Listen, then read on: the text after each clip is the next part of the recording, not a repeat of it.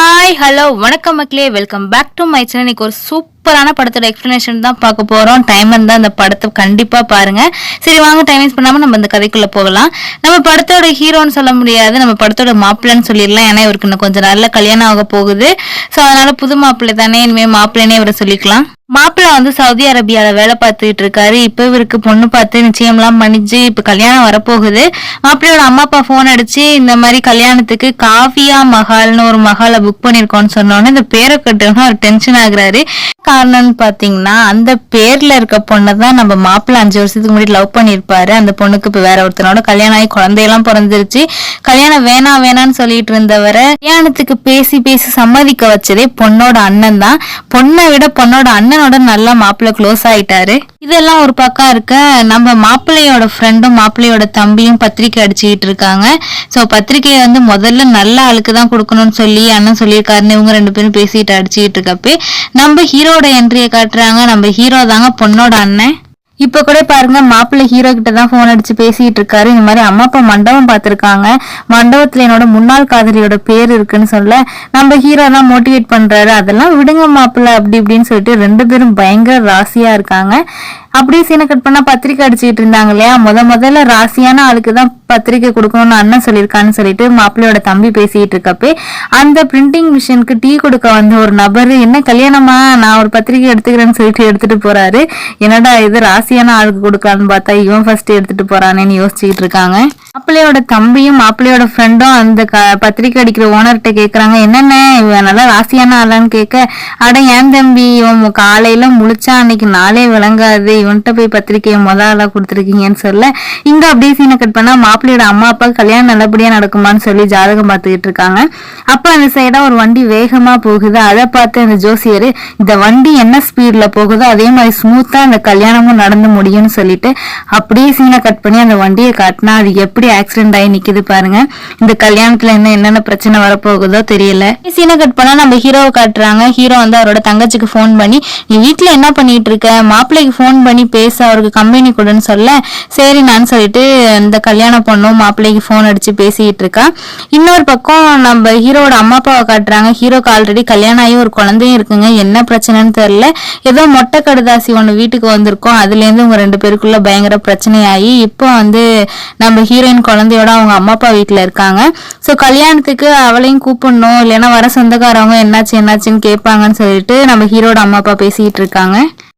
அப்படியே சீனை கட் பண்ணா ஹீரோ சொன்னார் இல்லையா மாப்பிள்ளைக்கு போன் பண்ணி பேசுன்னு சொல்லவும் சரின்னு பொண்ணும் மாப்பிள்ளைக்கு போன் பண்ணி பேசுது. அப்ப கூட பாருங்க நம்ம மாப்பிள்ளை ஹீரோவை பத்தியே தான் விசாரிச்சுட்டு இருக்காரு. மட்டும் இல்லாம ஏன் உன் அண்ணனும் அண்ணியும் பிரிஞ்சாங்கன்னு கேட்க அதை அவர்கிட்டே கேட்டுக்கங்கன்னு சொல்லிட்டு பொண்ணு போனை கட் பண்ணிடுது. உடனே மாப்பிள்ளை மறுபடியும் ஹீரோக்கு போன் அடிச்சு பேசிட்டு இருக்காங்க. இவங்க டெய்லியும் மணிக்கணக்குல பேச ஆரம்பிக்கிறாங்க. அது மட்டும் இல்லாம உங்களை நான் அண்ணி கூட சீக்கிரம் சேர்த்து வைக்க போறேன்னு சேர மாப்பிள்ளை வாக்கு கொடுக்கறாரு. அதே மாதிரி நம்ம ஹீரோ என்ன சொல்ற, நீ உன்னோட முன்னாள் காதலியும் நான் மறக்க உனக்கு துணை புரியுறேன் அப்படின்னு சொல்லிட்டு உன்னோட முன்னாள் காதலி போட்டோ வச்சிருக்கியான்னு கேட்க வச்சிருக்கேன்னு சொல்லி மாப்பிள்ளையும் சொல்றாரு. அதை எடுத்து முதல்ல கொளுத்துற வழியை பாரு, அப்பதான் அவளோட நினைவெல்லாம் உங்ககிட்ட இருந்து போகும்னு சொல்லி ஹீரோ சொல்றாரு. அதே நேரத்துல மாப்பிள்ளையும், நீங்க அண்ணி போட்டோ வச்சிருக்கீங்க தானே, அதை எடுத்து முதல்ல போட்டோ எடுத்து வால்பேப்பர்ல உங்க போன்ல வைங்க, அப்பதான் நீங்க டெய்லியும் அவங்கள பார்க்க அவங்க மேல உள்ள காதல் கூடுன்னு சொல்ல இப்ப 2 பேருமே போய் கபோர்ட்ல போட்டோஸ் தேடுறாங்க. இங்கதாங்க பெரிய ட்விஸ்ட். 2 பேரும் கபோர்ட்ல இருந்து போட்டோவை எடுத்து நம்மளுக்கு அதை கேமரால காட்டினா 2 பேரும் ஒரே பொண்ணை தாங்க பார்த்திருக்காங்க. அதாவது நம்ம மாப்பிள்ளை லவ் பண்ணி பிரேக்கப் ஆனது அந்த பொண்ணை தான் நம்ம ஹீரோ கல்யாணம் பண்ணியிருக்காரு. அதாவது நம்ம மாப்பிள்ளையோட முன்னாள் காதலியும் ஹீரோவோட மனைவியும் ஒரே ஆளு. இது தெரியாம 2 பேரும் பேசிட்டு இருக்காங்க. சரி என்ன ஹீரோ சொல்லிட்டாருன்னு சொல்லிட்டு கபோர்ட்ல இருக்க போட்டோவை தேடி நம்ம மாப்பிள்ளை கொளுத்துறாரு. இன்னொரு பக்கம் மாப்பிள்ளை சொன்னனால ஹீரோ அந்த போட்டோவை எடுத்து வால்பேப்பர்ல வைக்கிறாரு. சோ இப்ப என்ன அடுத்து நடக்க போகுதுன்னு நமக்கே சுவாரஸ்யமா தான் இருக்கு. மாப்பிள்ளை ஹீரோ கிட்ட, நான் சொல்ற மாதிரி எல்லாம் நீங்க செய்யுங்க, அண்ணி கண்டிப்பா வீட்டுக்கு வந்துருவாங்கன்னு சொல்ல அடுத்த நாளே மாப்பிள்ளை சொன்ன மாதிரியே நம்ம ஹீரோ வந்து ஹீரோயினுக்கு வந்து சாரின்னு ஒரு மெசேஜ் அனுப்பி விடுறாரு. அவங்களும் மெசேஜை பாக்குறாங்க, ஆனா ரிப்ளை பண்ணல. அடுத்து டெய்லியும் போன் பண்ண ஆரம்பிக்கிறாரு. அவங்களும் போனை பாக்குறாங்க, ஆனா எடுத்து பேசல. இருந்தாலும் விடாமுயற்சியா டெய்லியும் அடிச்சுக்கிட்டே தான் இருக்காரு. ஹீரோவும் அவங்க அம்மா அப்பா வீட்டுல இல்லைங்க, அவரும் வெளியூர்ல தங்கி வேலை பார்த்துட்டு தான் இருக்காரு. இப்ப தனியா தான் தங்கி இருக்காரு. ஒய்ஃபுக்கு டெய்லியும் போன் அடிக்கிறாரு, அவங்க எடுக்கிற பாடே தெரியல. கல்யாணம் வேற கிட்ட நெருங்கிட்டே இருக்கு இல்லையா, சோ மாப்பிள்ளையும் ஊர்ல இருந்து வரதுக்கான ஏற்பாடை பார்த்துக்கிட்டு இருக்காரு. நம்ம ஹீரோவும் ஊர்ல இருந்து வரதுக்கான ஏற்பாடுலாம் பார்த்துக்கிட்டு இருக்காங்க. கல்யாணம் நிச்சயமானதுல இருந்து பொண்ணு மாப்பிள்ளை பேசிக்கிறாங்களோ இல்லையோ, ஹீரோவும் மாப்பிள்ளையும் டெய்லியும் பேசிக்கிறாங்க.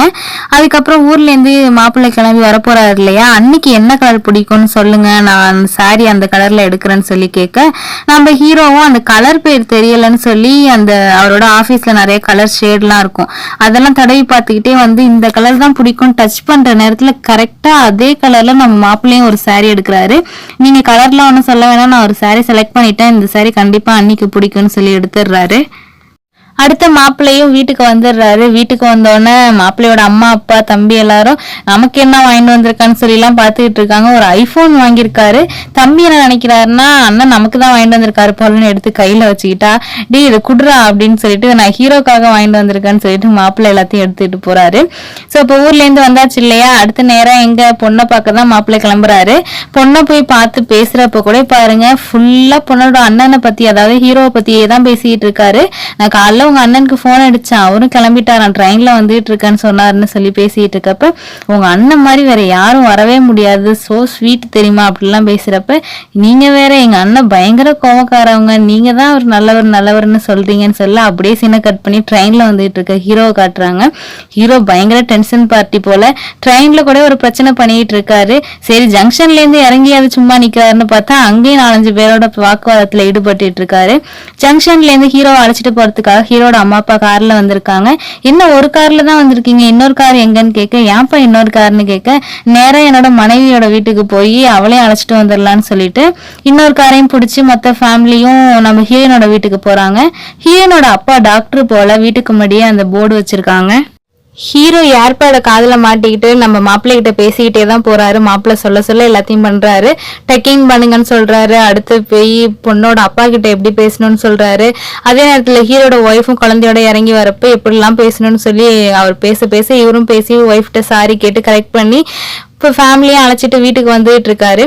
மாப்பிள்ளைக்கு ரொம்ப சந்தோஷம், அப்பாலாம் நல்ல வேலை நம்ம அண்ணனை அண்ணியை சேர்த்தாச்சுன்னு. ஆனா அவருக்கு தெரியாது நம்ம ஹீரோ கல்யாணம் பண்ணியிருக்க பொண்ணு இவர் காதலிச்ச பொண்ணுதான்னு சொல்லிட்டு. ஹீரோ அவங்க அம்மா அப்பாவோட எல்லாம் இல்லைங்க, சொந்த ஊர்லயுமே தனி வீடுல தான் வாடகைக்கு இருக்காங்க. 2 வீடும் பக்கத்துல தான் இருக்கு, ரொம்ப டிஸ்டன்ஸ் எல்லாம் கிடையாது. வீட்டுக்கு மொத்த ஃபேமிலியும் கரெக்ட் பண்ணி வீட்டுக்கு அழைச்சிட்டு வந்தாச்சு. எல்லாருமே ஹாப்பியா இருக்காங்க. மாப்பிள்ளை இப்ப அவர் வாங்கிட்டு வந்த திங்ஸ் எல்லாம் எடுத்துக்கிட்டு நம்ம ஹீரோவை பார்க்க தாங்க வந்துட்டு இருக்காரு. ஹீரோவை பார்த்த உடனே 2 பேரும் மாறி மாறி கொஞ்சிக்கிறது என்ன, கட்டி பிடிச்சிக்கிறது என்ன. எங்க அண்ணின்னு சொல்லிட்டு மாப்பிள்ளை கேட்க, அம்மா வீட்டுக்கு போயிருக்கா, அங்க ஏதோ வேலை இருக்குன்னு சொல்லிட்டு கொஞ்ச நேரத்துல வந்துருவான்னு சொல்லிட்டு இவங்க 2 பேரும் வீட்டுக்குள்ள உட்காந்து தனி அடிச்சுட்டு இருக்காங்க. நம்ம மாப்பிள்ளை ஹீரோக்கு வாங்கிட்டு வந்த ஐபோனையும் கொடுக்குறாரு. அதையும் பார்த்து ரொம்ப சந்தோஷப்படுறாரு.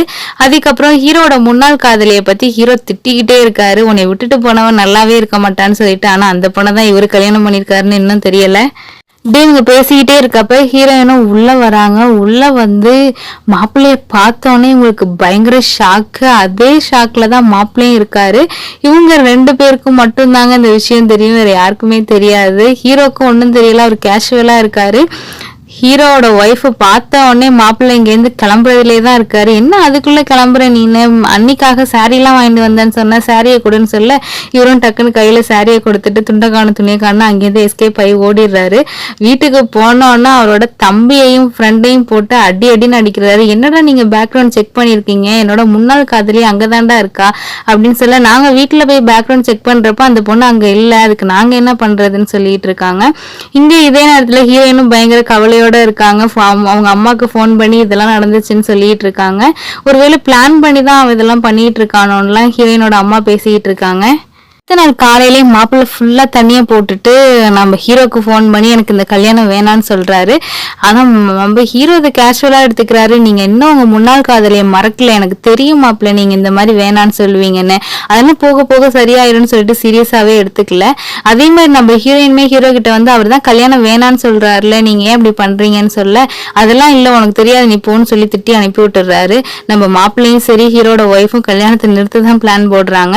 சரி இது வேலைக்கு ஆகாது, நம்ம டைரக்டா போய் பொண்ணுட்டே பேசி கல்யாணத்தை நிறுத்திடலாம்னு சொல்லிட்டு மாப்பிள்ளை போய் பொண்ணை பார்த்தா அந்த பொண்ணு கேஷுவலா தான் பேசுது. அண்ணன் என்கிட்ட எல்லாருமே சொல்லிட்டாங்க, நீங்க இப்படிதான் வந்து சொல்லுவீங்க, நீங்க இன்னும் உங்களோட முன்னாள் காதலையே நினைச்சிட்டு இருக்கீங்கன்னு அண்ணன் சொன்னாங்க, அதெல்லாம் போக போக சரியாயிரும் அப்படின்னு சொல்லிட்டு அந்த பொண்ணு கேஷுவலா தான் எடுத்துக்குது. என்ன பண்ணி கல்யாணத்தை நிறுத்தலாம்னு சொல்லிட்டு மாப்பிள்ளையோட ஃப்ரெண்டு மாப்பிள்ளையோட தம்பின்னு சொல்லிட்டு 3 பேரும் ஒரு ஆளை போய் பாக்குறாங்க. இவர் சவுதியில நம்ம மாப்பிள்ளை கூட வேலை பார்த்தவர், இவர் மூலியமா தான் இங்க ஒரு பொண்ணு இருக்குன்னு தெரிஞ்சு இந்த கல்யாணமே அரேஞ்ச் ஆயிருக்கு. இவர்கிட்ட போய் பேசுறாங்க, இந்த மாதிரி பொண்ணோட அப்பா கிட்ட போய் மாப்பிள்ளைய பத்தி தப்பு தப்பா சொல்லுங்க, அவர் பயங்கர ஃப்ராடு, போலி பாஸ்போர்ட்ல தான் போயிட்டு வந்தாரு அப்படிலாம் சொல்லுங்கன்னு சொல்ல, அவரும் நான் மாலை போட்டிருக்கேன், இந்த நேரத்துல எல்லாம் பொய் சொல்ல முடியாதுன்னு சொல்லிடுறாரு. ஸோ அடுத்த பிளான் என்ன பண்ணலான்னு சொல்லிட்டு ஒரு ஃபேக்கான லேப்ல மாப்பிள்ளைக்கு குழந்தையே பிறக்காதுங்கிற மாதிரி ஒரு ரிப்போர்ட்டை ரெடி பண்ணி நம்ம ஹீரோனோட அப்பா தான் டாக்டரா இருக்காரு இல்லையா, அவர்கிட்ட போய் காமிச்சா அவரு வீட்டுல இருக்க எல்லார்ட்டையும் இந்த உண்மையை சொல்லி கல்யாணத்தை நிறுத்திடுவாருன்னு சொல்லிட்டு இந்த பிளானை போட்டா அவருக்கு பெருசாவே எடுத்துக்கல, அவரு ரிப்போர்ட்டை வாங்கி தூரமா வச்சிடுறாரு. அடுத்த 3வது பிளானா நம்ம பொண்ணை வந்து ஒரு டாக்டர் உருகி லவ் பண்ணியிருப்பாரு.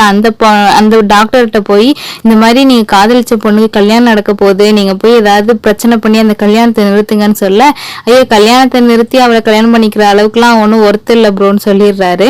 சரி இதுக்கும் மேல என்னடா பண்றதுன்னு சொல்லிட்டு இவங்களுக்குள்ளே இன்னொரு ஃப்ரெண்டை போய் பார்த்து இந்த மாதிரி என்னோட அண்ணன் கிட்ட போய் இந்த மாதிரி உங்க ஒய்ஃபு தான் நம்ம மாப்பிள்ளையோட முன்னாள் காதலின்னு உண்மையை சொல்லி நிறுத்திடுன்னு சொல்லிட்டு இருக்காங்க. இதெல்லாம் ஒரு பக்கம் இருக்க, எதுக்கு தேவையில்லாத பிரச்சனை, நம்ம நேரா போய் பொண்ணுகிட்டே பேசி கல்யாணத்தை நிறுத்திடலான்னு மாப்பிள்ளை போய் பொண்ணுகிட்ட பேசிட்டு இருக்கப்பதான் பொண்ணு சொல்லுது, எனக்கு எல்லாமே தெரியும், அண்ணி என்கிட்ட சொல்லிட்டாங்க, உங்களோட முன்னாள் காதலி எங்க அண்ணி தானே, நீங்க 2 பேரும் உங்க பிரச்சனையை தான் பார்த்துக்கிட்டு இருக்கீங்க, கல்யாணத்தை நிறுத்துறதுலே நான் இங்க ஒருத்தி இருக்கேங்கிறத மறந்துட்டீங்கல்ல அப்படின்னு சொல்ல, இப்பதான் மாப்பிள்ளையோட தப்பும் புரியுது, நம்ம ஈகோ பிரச்சனையால இப்படி கல்யாணத்தை நிறுத்த பாக்குறோமே, நம்மளே நம்பி ஒரு பொண்ணு இருக்காளேன்னு சொல்லிட்டு என்ன நினைச்சாலும் சரி யார் தடுத்தாலும் சரி இந்த கல்யாணம் நடக்கும்னு சொல்லிட்டு பொண்ணை மாப்பிள்ளை கட்டி பிடிக்கிறாரு. ஒரு பக்கம் இருக்க நம்ம ஹீரோ ஃப்ரெண்ட்ஸ்லயே ஒருத்தர்கிட்ட போய் நம்ம பொண்ணோட அண்ணன் கிட்ட எல்லா உண்மையும் சொல்லுங்கன்னு சொல்லியிருப்பாங்க இல்லையா, அவன் இந்த நேரத்துல போய் எல்லா உண்மையும் சொல்ல மாப்பிள்ளை வாங்கிட்டு வந்த புடவையெல்லாம் கிழிச்சு எறிகிறாரு. மாப்பிள்ளையும் கூட்டி வந்து பயங்கரமா திட்டி அனுப்புறாரு. இந்த கல்யாணம் எப்படி நடத்துதுன்னு நான் பாத்துடுறேன்டான்னு சொல்லி 2 பேருக்குள்ளேயும் பயங்கர மோதல். அதே மாதிரி மாப்பிள்ளையும் நீங்க என்ன தடுத்தாலும் இந்த கல்யாணம் நடந்தே தீரும்னு சொல்லிட்டு போறாரு. இப்ப என்னன்னா ஒண்ணா கொஞ்சம் கொலாவிட்டு இருந்தவங்க இப்ப எதிரியா மாறி நிக்கிறாங்க. கல்யாணம் பண்ணிக்கலாம்னு நினைச்ச நேரத்துல போய் இப்படி கல்யாணத்தை சொதப்புன ஃப்ரெண்டை போட்டு அடின்னு அடிக்கிறாங்க மாப்பிள்ளையோட ஃப்ரெண்ட்ஸ் எல்லாம் சேர்ந்து.